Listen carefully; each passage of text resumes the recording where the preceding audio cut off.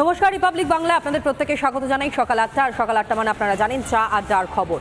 আর আজকে চা আড্ডার খবর নিয়ে আমি রয়েছি তনয় আপনাদের সঙ্গে, এবং আমার সঙ্গে রয়েছে সমাদৃতা।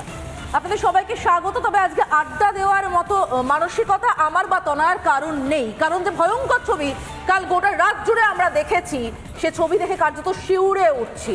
আমরা ভয়ঙ্করভাবে আশঙ্কায় ভুগছি, আমরা ভয়ে রয়েছি যে ওপার বাংলায় কয়েক হাত দূরত্বে, সীমান্ত থেকে কয়েক হাত দূরত্বে যে আগুন আমরা জ্বলতে দেখেছি, যে আর্তনাদ রাতভর আমরা সামাজিক মাধ্যমে শুনেছি, সেই আর্তনাদ, সেই ভয়ঙ্কর আগুনের আজ কোথাও আমাদের ঘর বাড়িও পোড়াবে না তো? সীমান্ত পার করতে সময় কতটুকু লাগে? যারা ওই আগুনে ঘি ঢেলেছিলেন এপারে বসে থেকে, তারা আজকে উত্তর দেবেন? তারা উত্তর দিতে পারবেন সেই ছাত্রনেত্রী যিনি টিভিতে বসে বলছেন যে না, বাংলাদেশের এই অশান্তি, এই আন্দোলনের রাত আর নেই ছাত্রনেতাদের হাতে, চলে গিয়েছে জামাতের হাতে, যিনি বসে স্বীকার করছেন সংখ্যালঘুদের বাড়ি পুড়ছে, ভয়ঙ্কর পরিস্থিতি তৈরি হচ্ছে। এপার বাংলায় যে সমস্ত কোট মুক্ত মরারা আগুন দিয়ে ঘি ঢেলেছিলেন, ছাত্র আন্দোলনের কথা বলেছিলেন তনয়া, তারা আজকে বলবেন এবার তো আমাদেরও হাত পোড়ার পালা। তনয়া, একদমই তাই। দেখো, পড়শি দেশের যা অবস্থা তা দেখে যদি এখানে কেউ উন্মত্ত জনতার মতো আনন্দ করতে থাকে, তাহলে হয়তো এটা মনে রাখতে হবে যে এই আজ থেকে কিন্তু খুব একটা বেশি দূরে আমরা নই। যা হোক, এর আজ এখানে পড়ে কিনা, এবং একই সঙ্গে ওই যে সমাদৃতা যেমন বললো যে যারা এখানে এতদিন ধরে সেই সকল উন্মত্ত জনতার পাশে দাঁড়িয়ে সোচ্চার হয়েছেন, তারা এখনো পর্যন্ত কেন চুপ, কেন এখনো পর্যন্ত তারা কথা বলছেন না? আমরা আলোচনা করব, আমরা জানবার চেষ্টা করব যে এই মুহূর্তে পরিস্থিতি ঠিক কোন জায়গায় রয়েছে। আন্তর্জাতিক সম্পর্ক বিশেষজ্ঞরা তারাও আমাদের সঙ্গে রয়েছেন এই মুহূর্তে, কিন্তু তার আগে একটা বিশেষ প্রতিবেদন আপনাদের জন্য। দেখুন।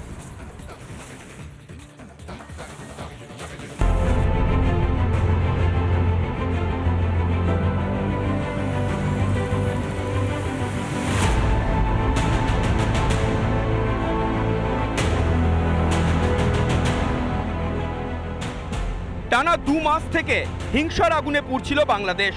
আন্দোলনের নামে জঙ্গি উপদ্রব পদ্মাপাড়ের কোনায় কোনায়। পরিস্থিতি সামাল দিতে ময়দানে নামে সেনা। সূত্রের খবর, শেখ হাসিনাকে প্রধানমন্ত্রী পদ ছাড়তে 45 মিনিট সময় বেঁধে দেওয়া হয়। এর কিছুক্ষণের মধ্যেই প্রধানমন্ত্রীর পদ থেকে ইস্তফা দেন মুজিব কন্যা। গণভবন থেকে বাংলাদেশ বায়ুসেনার কপ্টারে হাসিনা এবং তার বোনকে উড়িয়ে নিয়ে আসা হয় ভারতে। ত্রিপুরা থেকে সোজা গাজিয়াবাদের হিন্ডন এয়ারবেসে উড়িয়ে আনা হয় তাঁদের। সোমবারই এয়ারবেসে হাসিনার সঙ্গে দেখা করেন ভারতের জাতীয় নিরাপত্তা উপদেষ্টা অজিত ডোভাল।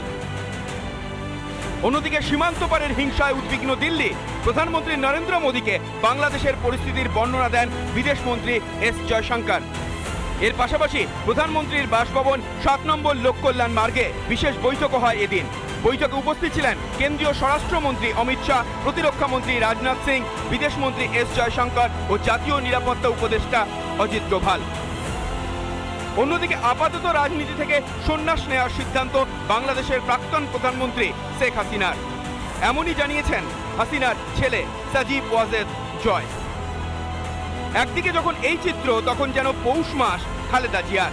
দুর্নীতির দায়ে জেলবন্দি বিএনপি নেত্রী। খালেদা জিয়াকে মুক্তির নির্দেশ বাংলাদেশের প্রেসিডেন্টের। রিপাবলিক বাংলা।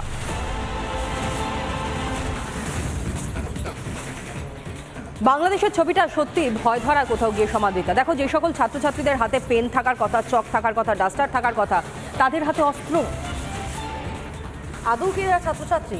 সব থেকে বড় প্রশ্ন হচ্ছে, অস্ত্র হাতে কোনো পড়ুয়া দাঁড়াতে পারে না। কোনো পড়ুয়া, কোনো দেশের কোনো পড়ুয়া তারা নিজেদের জাতীয় সম্পত্তি জ্বালিয়ে দিতে পারে না। না, এরা পড়ুয়া নয়, এবং সে কথা স্বীকার করছেন পড়ুয়ারাই।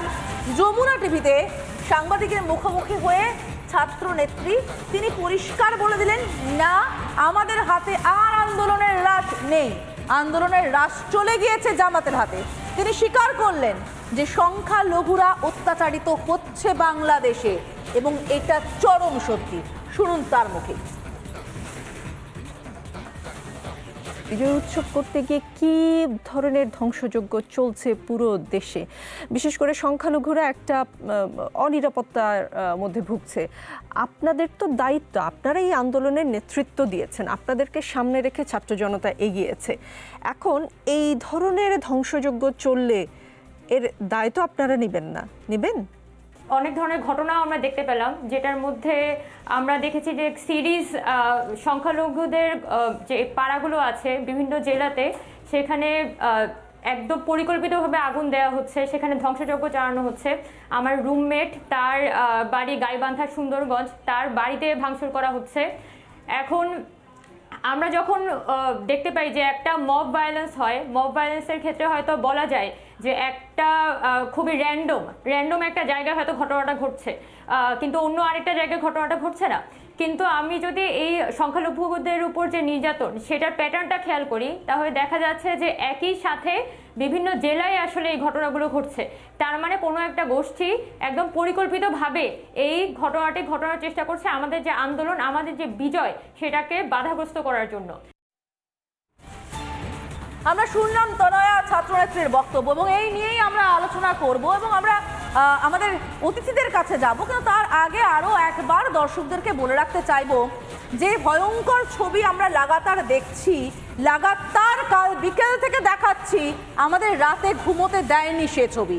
আমাদেরকে গোটা রাত সে কান্নার শব্দ শুনতে হয়েছে। এই কান্নার শব্দ শুনতে পাচ্ছেন তো এপারের মুক্তমনারা? আমরা জানবো আমাদের অতিথিদের কাছ থেকে, আমরা চলে যাবো আমাদের অতিথিদের কাছে, যাওয়ার চেষ্টা করবো আমাদের সঙ্গে কারা কারা রয়েছে একটু আপনাদের সঙ্গে আলাপ করিয়ে দেবো। আমার সঙ্গে একদম ডান দিক থেকে রয়েছেন রাজাগোপাল চক্রবর্তী, আন্তর্জাতিক সম্পর্ক বিশেষজ্ঞ, ঠিক তার পাশেই রয়েছেন নীলাদ্রি ব্যানার্জি, তিনি রাজনৈতিক বিশ্লেষক। আমার ঠিক বাম দিকে রয়েছেন বাম ছাত্র নেতা, বাম দিকেই বসেছেন, এবং আমার সঙ্গে রয়েছেন শুভজিৎ সরকার, আর তারপরে রয়েছেন তৌসিফ আহমেদ খান, আইনজীবী, এবং উনি এ রাজ্যে তৃণমূলকে সমর্থন করেন। আমি শুভজিৎকে দিয়ে শুরু করি। শুভজিৎ, আজ কতটা ভালো লাগছে যখন পড়ুয়ারা নিজেরাই বলছেন যে এটা জামাতের হাতে চলে গিয়েছে, তোমরা তো এদের জন্যই পথে নেমেছিলে, এখন এটাকে সমর্থন করতে পারছো তো? এই আগুনটা দেখতে ভালো লাগছে তো? এই কান্নাগুলো, আর্তনাদগুলো রাতভর শুনতে ভালো লাগছে তো শুভজিৎ? তুমি যদি গতকাল রাত্রিবেলা আমার ফেসবুকের পোস্ট দেখো, ওখানে আমি স্পষ্টভাবে লিখেছি যে আসলে ছাত্র আন্দোলনের নামে শুরু হওয়ার পর যারা ওই দেশের সবথেকে বড় ছাত্রনেতার মূর্তি ভাঙে, তারা যাই হোক, তারা ছাত্র আন্দোলন কখনো করতে পারে না। কারণ যেই শেখ মুজিবুর রহমান বাংলাদেশের অন্যতম, বাংলাদেশকে জন্ম দেওয়ার ক্ষেত্রে এবং বাংলাদেশের পতাকার তৈরির পিছনে যার সবথেকে বড় অবদান, যারা তার মূর্তি ভাঙছে তারা কোনোভাবে ছাত্র আন্দোলন নয়, তারা নিজেদেরকে ছাত্র বলতে পারে। এবার বুঝতে হবে এখানে বিষয়টা কোন জায়গায় চলে গেছে। আসলে ছাত্র আন্দোলনের ইস্যু দিয়ে যখন বিষয়টা শুরু হয়েছিল, কিছু কোটা সংস্করণ, মুক্তিযোদ্ধার কোটাদের বিষয় নিয়ে শুরু হয়, পরবর্তীকালে আমরা দেখি সরকার একটা জায়গায় নেগোশিয়েট করে বা কথাবার্তায় আসে এবং বারংবার বলা হয় যে তোমরা যদি ডায়ালগে আসো, ডিসকাশনে আসো, তাহলে আমরা একটা পিসফুল সিচুয়েশানে আনতে পারি। কিন্তু আমরা কি দেখলাম? আমরা দেখলাম যদি সত্যিকারের ছাত্ররাই খালি থাকতো আন্দোলনে, ছাত্ররা নিশ্চিতভাবে তাদের দাবি, যখন তাদের দাবিগুলো মেনে নেওয়া হয় তারপরে তারা আন্দোলন উইথড্র করে নিত। কিন্তু এখানে আমরা দেখলাম যে একটা নির্দিষ্টভাবে কিছু শক্তি, যারা মৌলবাদী শক্তি, সাম্প্রদায়িক শক্তি, যারা নাকি ইসলামের ঝান্ডাকে কাঁধে নিয়ে অনেক ক্ষেত্রে। টানা 1 মিনিট ধরে আমি তোমার কথা শুনছি, আমি খুব সংক্ষেপে একটা বিষয়টা বোঝার চেষ্টা করব। এটা কখন মনে হলো, কখন বুঝতে পারলে যে ছাত্রদের আড়ালে কার্যত অন্য একটা শক্তি কাজ করছে? ফেসবুক পোস্টের কথা তুমি বলছিলে, সোশ্যাল মাধ্যমে তুমি পোস্ট করেছো বলছিলে, সেক্ষেত্রে বলে রাখি, বড় মাধ্যম, টেলিভিশন মাধ্যম, গণমাধ্যম, সে মাধ্যমে রিপাবলিক বাংলা প্রথম দিন থেকে বলে আসছে পড়ুয়ারা মেট্রো স্টেশন চালাতে পারে না, প্রথম দিন থেকে বলে আসছে। তাহলে বলি, গণমাধ্যম যদি এটা বুঝতে পারে, যখন রাস্তায় বামেরা নেমেছিল, মুক্ত মনারা নেমেছিল এদের সমর্থনে, না বুঝে নেমেছিল, না জেনে নেমেছিল, এত ইম্যাচিওর একটা পলিটিক্স।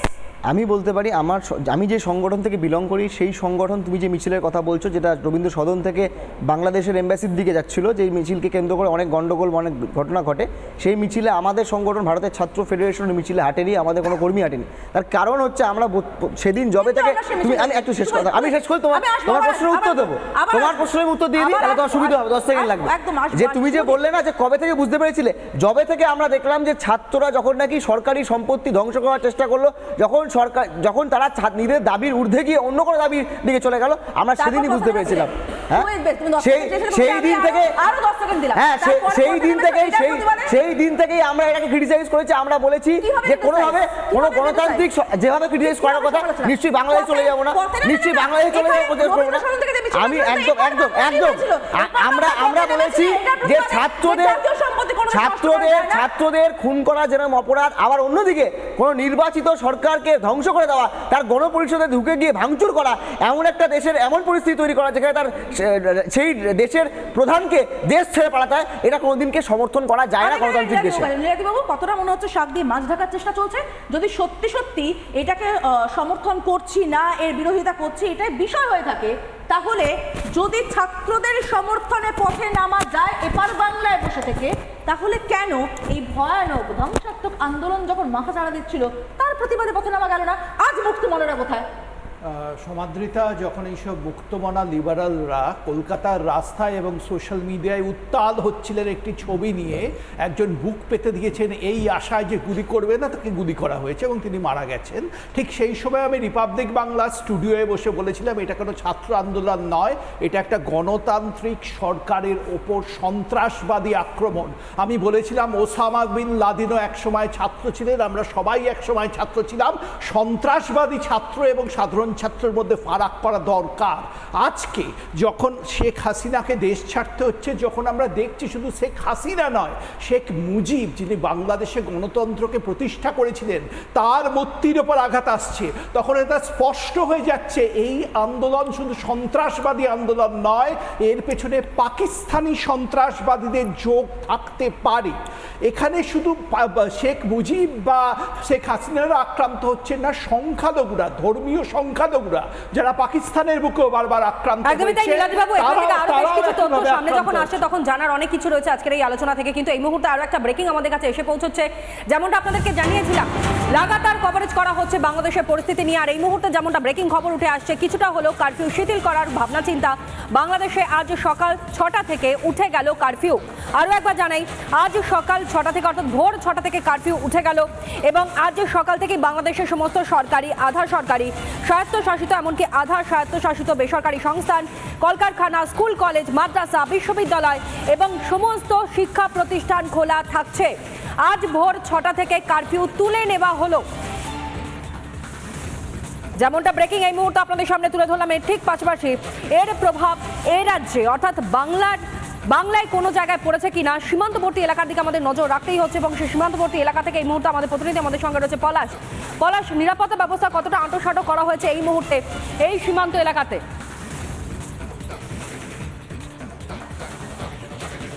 গতকালকেও আমরা দেখিয়েছিলাম বা আজও আবার দেখাচ্ছি যে এই যে আমি গেদে সীমান্তে আছি, এখানকার যে কমান্ডেন্ট তিনি কিন্তু পরিষ্কার জানিয়েছে যে সেভাবে কিন্তু সেনা সরঞ্জাম করা না হলেও প্রতিটা মুহূর্তের জন্য প্রস্তুত রয়েছে ভারতীয় সীমান্তরক্ষী বাহিনী। আমার ভিডিও জার্নালিস্টকে আমি একটু অঞ্জনকে দেখাতে বলবো এই দিকটা ঘুরে ঘুরে, এই যে আমার পেছনে যারা আছে এরা প্রত্যেকেই কিন্তু বাংলাদেশে ফিরে যাবে, অর্থাৎ এরা প্রত্যেকে বাংলাদেশি নাগরিক। তুমি একটু আগে যেটা বলছিলে যে আজকে সকাল থেকে কারফিউটা কিছুটা হলেও শিথিল করা হচ্ছে বা তুলে দেওয়া হচ্ছে, আর যার ফলে স্বস্তির নিঃশ্বাস, এরা প্রত্যেকেই বাড়ি ফিরছে। আমি একজনকে একটু জানবো, আপনারা তো ফিরছেন, ওদের সাথে পরিস্থিতিটা কি? হ্যাঁ, পরিস্থিতি মোটামুটি এখন ভালো হবে। কতটা ভালো বা কি বুঝতে পারছি? সেনাবাহিনী কারফিউ করেছে, তাতে এখন যেতে হবে, গাড়ি ঘোড়া চলছে নর্মালভাবে। কি জানতে পারলেন ওদিকের পরিস্থিতিটা কি? পরিস্থিতি বর্তমানে এখন স্বাভাবিক আছে, পরিস্থিতিটা কিছুটা স্বাভাবিক। আমি আরো একজনকে জানবার চেষ্টা করব কি পরিস্থিতি ওদিকটা। যে আমি সকালে ফোন দিলাম এলাকায়, বললাম এখন মোটামুটি সুস্থ আছে এলাকায়। সীমান্ত আপাতত শান্ত তনয়া যে ছবি আমরা দেখতে পাচ্ছি এবং পলাশের কাছে নিশ্চয়ই পলাশ ধন্যবাদ, নজর রাখো। আমরা পলাশের কাছ থেকে পরবর্তী ক্ষেত্রে আবার আপডেট নেব, আমাদের নজর রয়েছে, কারণ কাল রাত থেকে কিন্তু আমরা দেখতে পাচ্ছি সীমান্ত কার্যত জ্বলছে। এবং শিলিগুড়ি সীমান্ত আমরা একটা ছবি দেখেছি এবং গতকাল সন্ধ্যে 6টার সময় আমরা দেখিয়েছিলাম যে ঠিক কয়েক হাত দূরত্বে বেড়া, তার ওপারেই আগুন জ্বলছে, গাড়িটা দাউ দাউ করে জ্বলছে, দেখে মনে হচ্ছে ঠিক কয়েক হাতের মধ্যেই আগুনটা যে কোনো মুহূর্তে ছড়িয়ে পড়বে এপারে। তৌসিফ, সেই আতঙ্ক জায়গাটা আমাদের থেকেই যাচ্ছে, তাই না?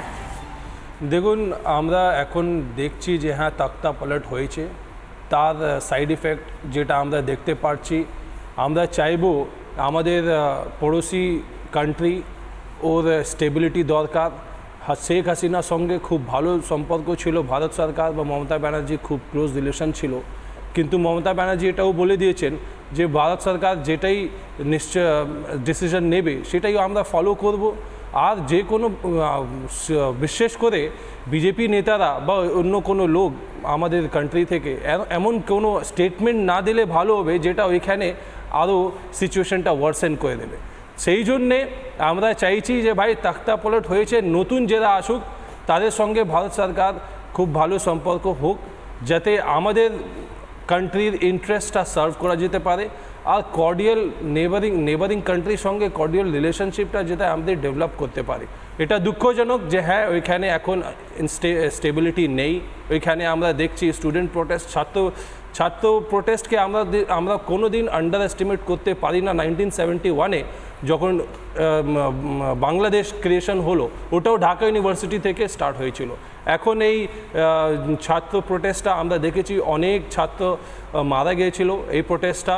কিন্তু দেশে স্টেবিলিটি আসুক, ভারত সরকার এখন যেটা ওয়েট এন্ড ওয়াচ পলিসি আমরা অনেক বিষয় জানবো, কিন্তু তার আগে এই মুহূর্তে আরো একবার সীমান্তের দিকে নজর রাখতে হবে। তার কারণ আপনারা জানেন যে এই বাংলা অর্থাৎ পশ্চিম বাংলার সঙ্গে এই বাংলাদেশের সম্পর্কটা ঠিক কোন জায়গায় রয়েছে। সীমান্তবর্তী অনেকটা এরিয়া কিন্তু এই মুহূর্তে রয়েছে যা নজরে আছে। এই মুহূর্তে বরুণ আমাদের প্রতিনিধি আমাদের সঙ্গে রয়েছে কুলপি হারা সীমান্ত থেকে নজরদারি, এবং ঠিক একই সঙ্গে আমরা দীপঙ্করের সঙ্গে কথা বলবো। মহেন্দ্রপুরে সেখানেও নজরদারি বাড়ানো হয়েছে, একবারে সরাসরি তাদের সঙ্গে কথা বলবার চেষ্টা করি। ঠিক পরিস্থিতি এই মুহূর্তে কোন জায়গায় রয়েছে, কতটা নিরাপত্তা এই মুহূর্তে সেখানে নজরে পড়ছে, কড়া বন্দোবস্ত কোনো কিছু কি করা হয়েছে?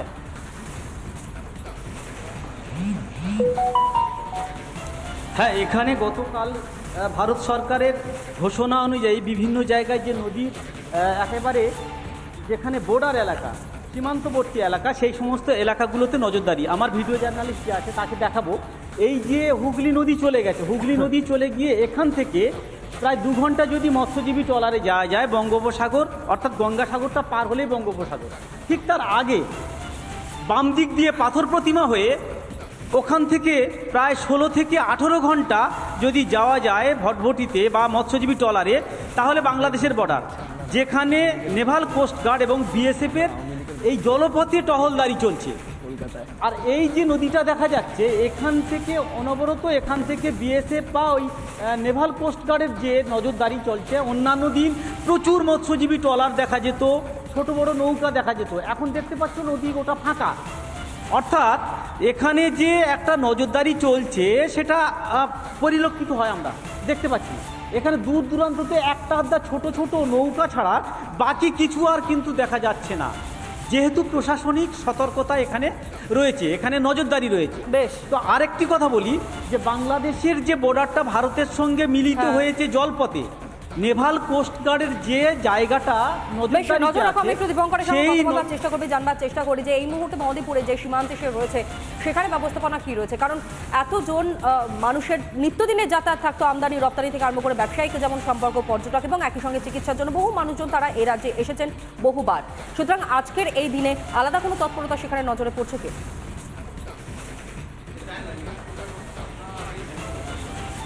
দেখো, আমি তোমাকে যেটা বলবো, আমি এই মুহূর্তে আছি মালদার এই মহদীপুর সীমান্তে। কার্যত মহদীপুর সীমান্ত আপাতত বন্ধ করে রাখা হয়েছে, রীতিমতো সেই ছবি আমরা দেখাচ্ছি।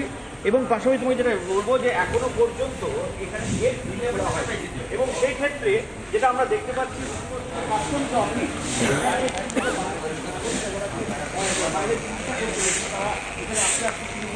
এবং আমার সাথে কাস্টম আধিকারিক যে সুপারিনটেন্ডেন্ট আধিকারিক রয়েছেন, আমি তার সঙ্গে কথা বলবো।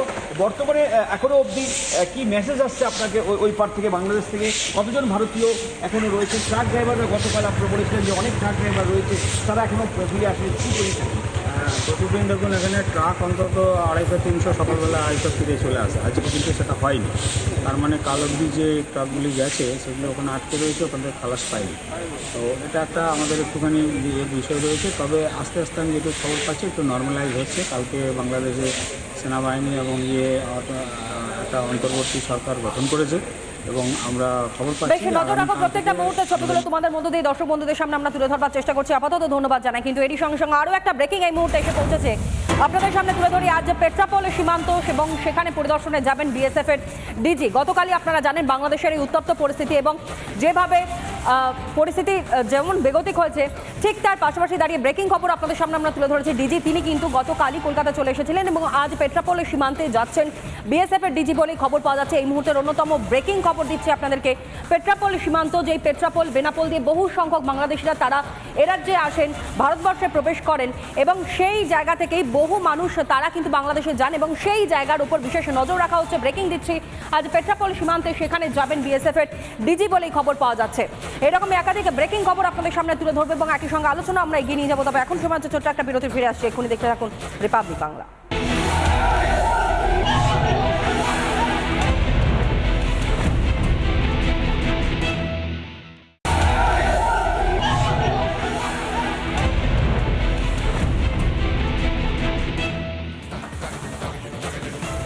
ভয়ঙ্কর আগুনে জ্বলছে বাংলাদেশ এবং সেই বাংলাদেশের পরিস্থিতির দিকে আমাদের নজর রয়েছে। আমরা আলোচনা করছি যে এবার এপারের মুক্তমনারা যারা ওপারের আগুনে ঘি ঢেলেছিলেন তারা কোথায় গেলেন।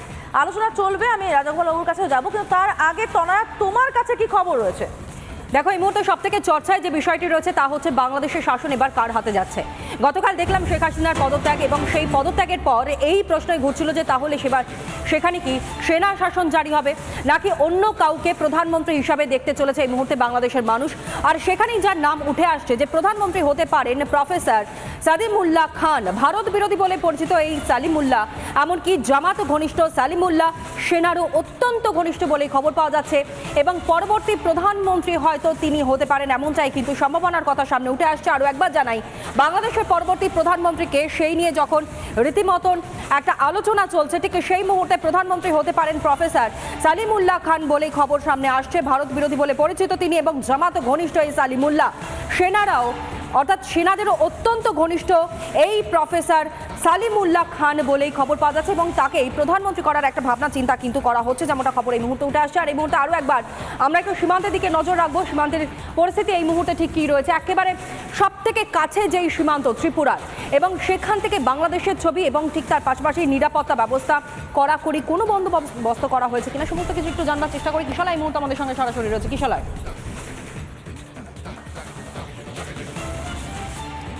একেবারে এই মুহূর্তে দাঁড়িয়ে আছি আখাউড়া বর্ডারে এবং আমার ঠিক পিছনে এই যে গেট দেখতে পাচ্ছ তনয়া সমাধিতা, এই গেট বন্ধ করে দেওয়া হয়েছে। এই আখাউড়া বর্ডারের গেট, যে গেট আমি টাচ করছি, এই পারে ভারত ওই পারে বাংলাদেশ, বাংলাদেশের ফ্ল্যাগও এখান থেকে দেখা যাচ্ছে এবং বাংলাদেশের কিছু ফোর্স দাঁড়িয়ে রয়েছে ওপারে, সেটাও এখান থেকে কিন্তু খানিকটা স্পষ্ট হচ্ছে।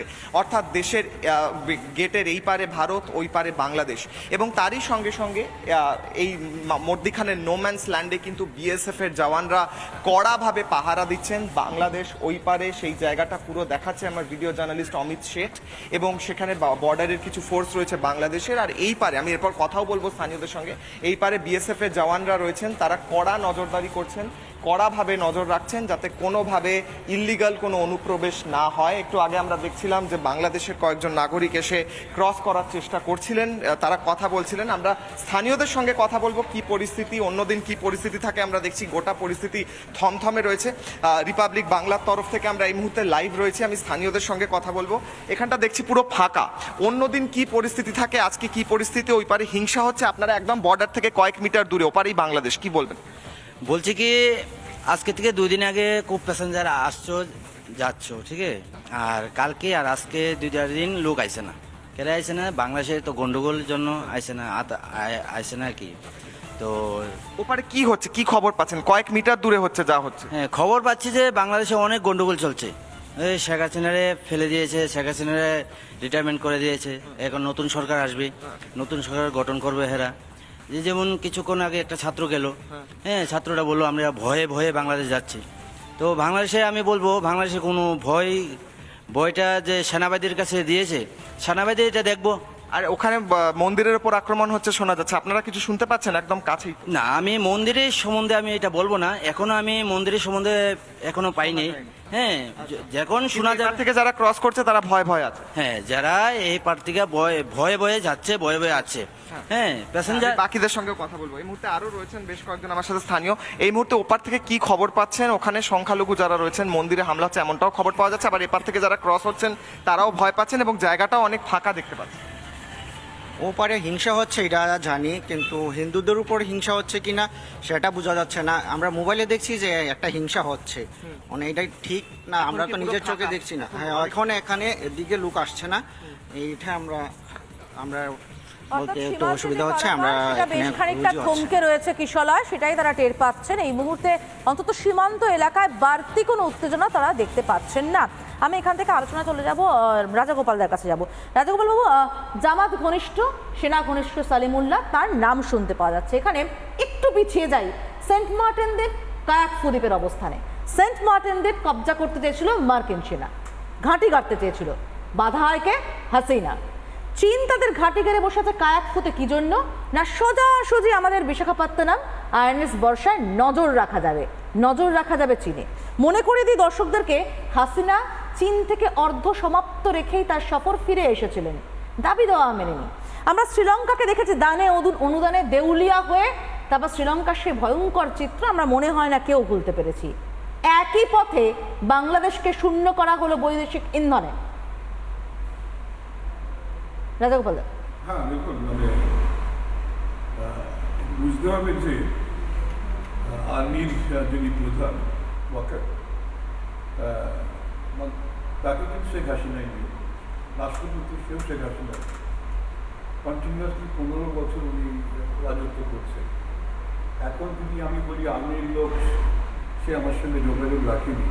আমরা তো ভেবেছিলাম আর্মির সঙ্গে যোগাযোগ করি আর্মি হেলিকপ্টারে পাঠাবো, সেটা তো দেখা যাচ্ছে যে ঠিক ছিল না। আর্মি হয়তো বলেছে তুমি পালিয়ে যাও, কিন্তু আর্মির সঙ্গে যে ওনার যে সম্পর্ক ভালো ছিল না বোঝা যাচ্ছে, সেখানে তার বেশ ছিল না।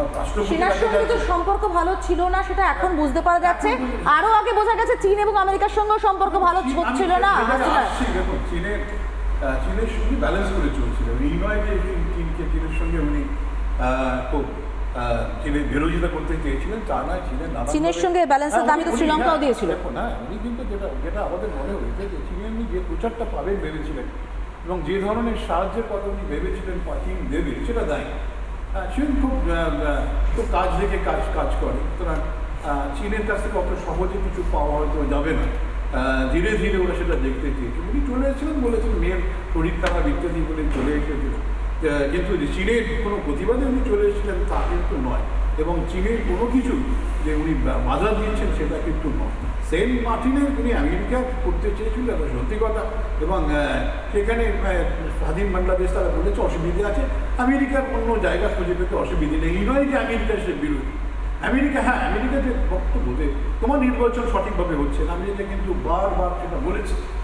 কিন্তু ভারত কিন্তু সবসময় বলেছে দেখো ওখানে ওকে ছেড়ে দাও, না হলে তাই কেন রাজাগোপাল বাবু, আমরা তো দেখেছি যখন প্রথম বাংলাদেশ অশান্ত হলো তখন মার্কিন মুখপাত্র তিনি কিন্তু মন্তব্য করছেন বাংলাদেশের এই অশান্ত পরিস্থিতি এটা হতে দেওয়া উচিত হয়নি, অর্থাৎ হাসিনার বিরোধিতায় করেই মন্তব্য এসেছে।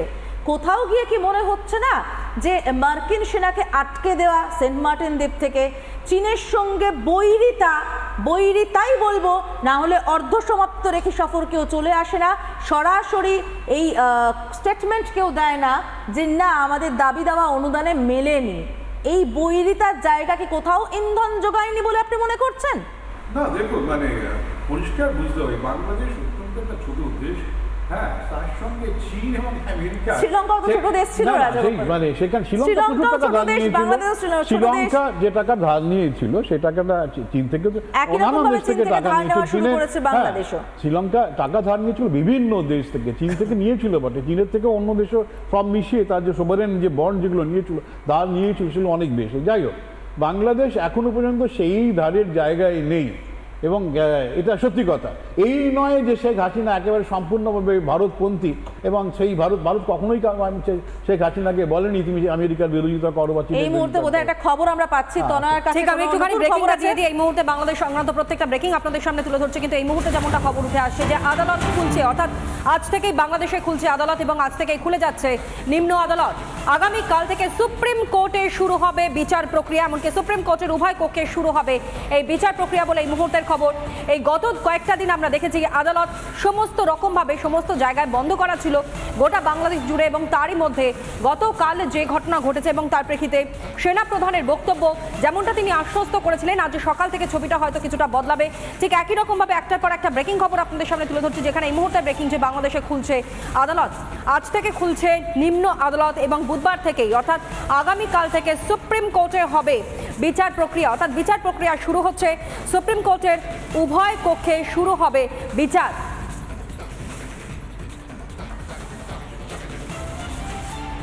আর এই মুহূর্তে আমাদের দুই প্রতিনিধি আমাদের সঙ্গে রয়েছে, একটু বিস্তারিত তাদের থেকেও জানবার চেষ্টা করি। এই মুহূর্তে অর্ণব রয়েছে এবং রণজিৎ আমাদের অপর প্রতিনিধি আমাদের সঙ্গে রয়েছে।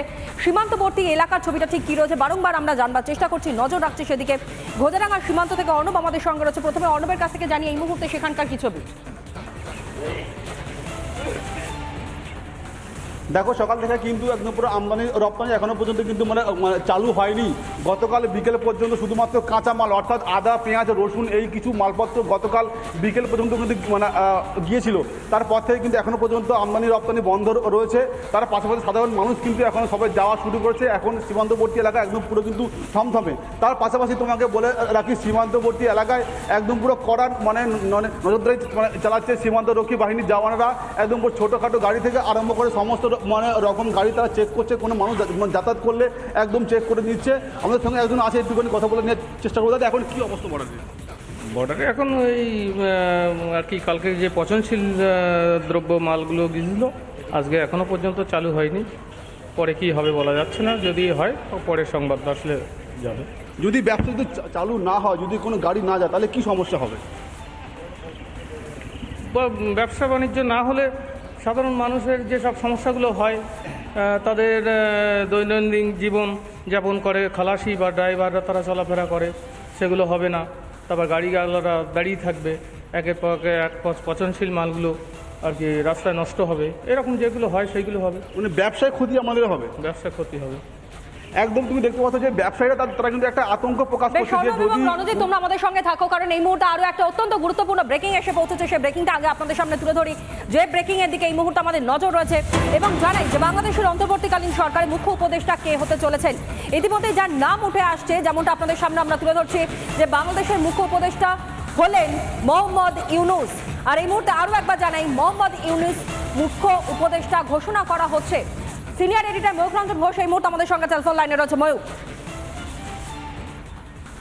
একদমই তাই। তুমি যেমনটা বললে, নোবেল পুরস্কার বিজয়ী মোহাম্মদ ইউনূস একটা সময় ইউনিভার্সিটি অফ ঢাকা এবং চিটাগংয়ে দীর্ঘদিন যুক্ত ছিলেন ইকোনমিক্স, সোশ্যাল অন্ত্রপ্রেনার, এবং তার পাশাপাশি প্রায় ৮৩ বছর বয়স হয়েছে।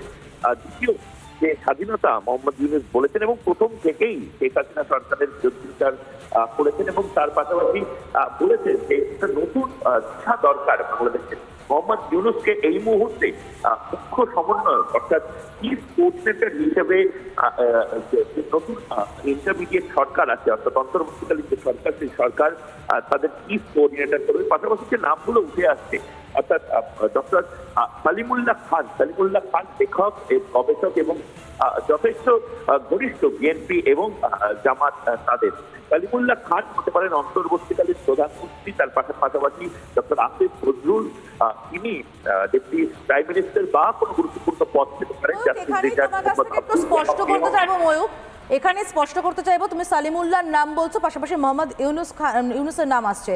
মোহাম্মদ ইউনূসের ইমেজটা আমরা জানি বাংলাদেশে ভীষণ একটা পজিটিভ ইমেজ, সেটা বেশি কাজে লাগবে নাকি জামাত সেনা ঘনিষ্ঠ সালিমুল্লাহর যে ইমেজ রয়েছে সেটা বেশি কাজে লাগবে এই মুহূর্তে বাংলাদেশের পরিস্থিতির প্রেক্ষিতে? দেখো, মোহাম্মদ ইউনূস দীর্ঘদিন ধরেই কিন্তু বিএনপি এবং জামাতের একটু একটু করে ঘনিষ্ঠ হয়েছিল, এবং ইনফ্যাক্ট চট্টগ্রাম বা চিটাগং যেখান থেকে উনি আসেন, চট্টগ্রামে কিন্তু সবচেয়ে বেশি জামাত এবং বিএনপির প্রভাবও কিছুদিন ধরে লক্ষ্য করা যাচ্ছিল। চিফ অ্যাডভাইজার যদি তিনি হন অন্তর্বর্তীকালীন সরকারের, তার মূল যে বিষয়টা সবচেয়ে বড় চ্যালেঞ্জ হয়ে যাবে তা হলো এত ক্ষতিগ্রস্ত হয়েছে সরকারি সম্পত্তিগুলোকে আবার নিজের জায়গায় ফিরিয়ে আনা, এবং সরকার যে জায়গাটায় ছিল, তুমি মাথায় রাখবে বাংলাদেশ কিন্তু যে গতিতে এগোচ্ছিল সেই গতি ত্বরান্বিত হয় কি হয় না সেই জিনিসগুলো কিন্তু অত্যন্ত গুরুত্বপূর্ণ। এবং তার পাশাপাশি শেখ হাসিনার যে এডুকেশন এবং যে ফিনান্সিয়াল পলিসি অর্থাৎ অর্থনৈতিক যে পলিসি, ভারতের সাথে যে সম্পর্কগুলো, সেগুলো অন্তর্বর্তীকালীন সরকার সেই একই গতিতে রাখে না আমেরিকা এবং চায়নার ঘনিষ্ঠ হয়, সেটাও দেখা। বেশ, ধন্যবাদ জানাই। আপাতত তোমার সিনিয়র এডিটর ময়ূক রঞ্জন ঘোষ আমাদের সঙ্গে টেলিফোন লাইনে ছিলেন। আর এই মুহূর্তে আরও একবার আমরা একটু নজর রাখি সীমান্তবর্তী এলাকার দিকে, অর্থাৎ প্রত্যেকটা জায়গায় কিন্তু ইতিমধ্যে নজরদারি বাড়ানো হয়েছে। রণজিৎ আমাদের প্রতিনিধি ফুলবাড়ি সীমান্ত থেকে রয়েছে আমাদের সঙ্গে, একটু জানবো তোমার মধ্যে একটু দেখাবো দর্শক বন্ধুদের এই মুহূর্তে সেখানকার কি ছবিটা রয়েছে। দেখো, আমি এই মুহূর্তে দাঁড়িয়ে রয়েছে শিলিগুড়ির ফুলবাড়ি ভারত বাংলাদেশ সীমান্তে। ঠিক আমার পেছনে রয়েছে ফুলবাড়ি ভারত বাংলাদেশ সীমান্ত। গতকালের মতোই আজ সকাল থেকে কিন্তু এখানে নিরাপত্তা যে বলয় থাকে সেই বলয় কিন্তু ইতিমধ্যে তৈরি রাখা হয়েছে বিএসএফের তরফ থেকে। বাড়তি নজরদারি চলছে এলাকাতে। যদিও এই সীমান্ত দিয়ে কিন্তু এখনও কোনো অপ্রীতিকর ঘটনা ঘটেনি। অনুপ্রবেশের ঘটনা আটকাতে কিন্তু তৎপর রয়েছে বিএসএফ। আমি একটু দেখানোর চেষ্টা করব, আমার হাতের বাঁদিকে রয়েছে বিভিন্ন মানি এক্সচেঞ্জ কাউন্টারগুলি। সেই সমস্ত বৈদেশিক মুদ্রা বিনিময় যে কেন্দ্রগুলি সেগুলি কিন্তু আজ বর্ডারে সকাল থেকেই বন্ধ অবস্থাতে রয়েছে। যদিও কখন খুলবে এই বিষয় নিয়ে কিন্তু তারা সঠিকভাবে কিছু জানাতে পারছে না। পাশাপাশি আমার হাতের ডান দিকে যে রাস্তা, অন্যান্য দিন কিন্তু এই রাস্তাতে যে সমস্ত এক্সপোর্ট ইম্পোর্টারের গাড়িগুলো যায়, অর্থাৎ আমদানি রপ্তানির, সেই সমস্ত গাড়ির ভিড় থাকে এই রাস্তাতে। আজ সকাল থেকে কিন্তু এই রাস্তাতে সম্পূর্ণভাবে ফাঁকা অবস্থাতে রয়েছে। এখানে যেটি দেখা যাচ্ছে যে বিএসএফের যে তৎপরতা রয়েছে, এই সমগ্র বর্ডার এলাকা জুড়ে কিন্তু বিএসএফ নজরদারি চালাচ্ছে। মুহুর পেট্রোলিং করা হচ্ছে, কখনো সাইকেলে, কখনো গাড়িতে, আবার কখনো বা পায়ে হেঁটে। পাশাপাশি আমি একটু দূরে দেখানোর চেষ্টা করব, বর্ডারের গেট কিন্তু আংশিক খোলা অবস্থাতে রয়েছে। যদিও সকাল থেকে এই বর্ডার দিয়ে কিন্তু মানে ফুলবাড়ি ভারত বাংলা সীমান্তের দিয়ে এখনও পর্যন্ত যে যাত্রী পারাপার কিংবা দুদেশের নাগরিকদের যে পারাপার, সেই পারাপার প্রক্রিয়া কিন্তু এখনও শুরু হয়নি। আজ এখান দিয়ে লোক পারাপার করবে কিনা সেই বিষয়ে কিন্তু সংশয় রয়েছে। অর্থাৎ বিভিন্ন দিন দেখা যায়, অন্যান্য দিন সকাল থেকেই এই বর্ডার এলাকাতে কিন্তু ভিড় দেখা যায়।